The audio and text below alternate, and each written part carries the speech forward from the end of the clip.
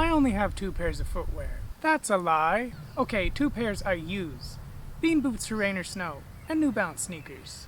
Dress shoes for fancy gatherings, which is, not very often these days.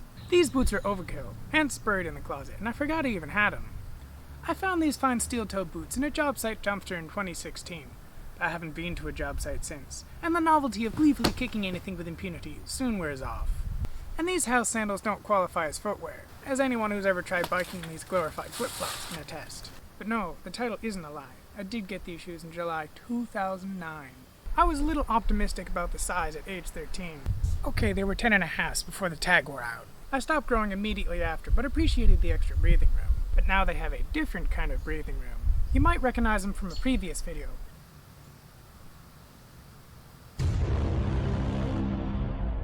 Or all the other videos where I braved the outdoors. I've maintained them all these years by washing.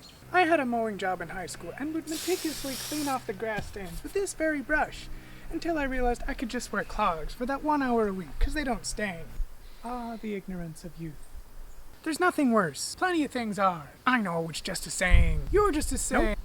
Then having an epiphany so earth-shattering and profound, you need to tell everyone. Only for your friend to respond, yeah, isn't it obvious? True humility. Should be a word. See, humility is humbleness, and being humble is somehow humility, not humility. And one can't be humil. English! At some point I realized how old they were, and it became my mission to preserve them. What do they say? The seasons go by, we grow old, but a man's shoes remain constant. Well, one man's shoes. They've been shoe glued multiple times, to limited success, and crazy glued in an attempt to keep these little flaps under control. But these aren't the original laces. Practically ships of Theseus, even though they're definitely not boat shoes. They seemed immortal, but then this happened. Flashback. In 2016, the wrapping failed, leaving me with just the core. So I had to do shoelace surgery to remove the wrapping. 'Cause unattached it's super slutty and hard to tie. But removing the wrapping makes the lace longer on the side that I stripped. And I didn't want both sides dragging on the ground. So I fed the slack to end up with one longer side that I could tuck in. But the wrapping also failed on the other shoe. Multiple times! So I ended up removing the wrapping completely.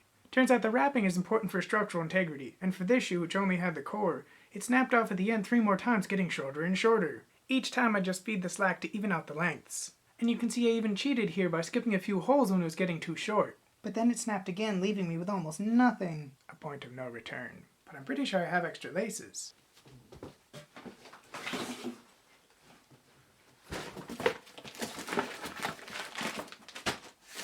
Ah yes, my laces collection. These are the original laces from my Elo Bean boots, but I switched them out because they're super stiff and my knots kept coming undone. That was a mistake. Boots are dirty. Here's some orphan laces. That was easy. And here's one of the broken ends. Now I just hope it's long enough, but not too long.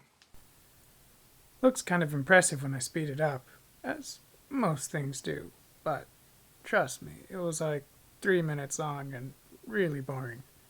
You don't want to watch it. Good enough. The other lace lasted another 6 months, and it's been almost 2 years since I started planning this video, but it's finally time.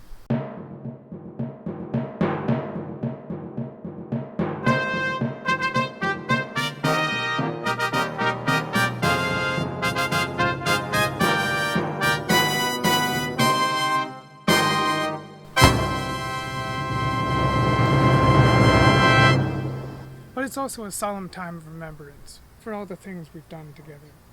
Now go.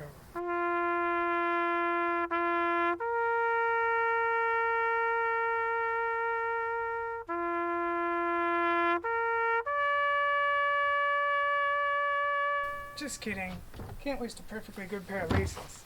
See you in 2030.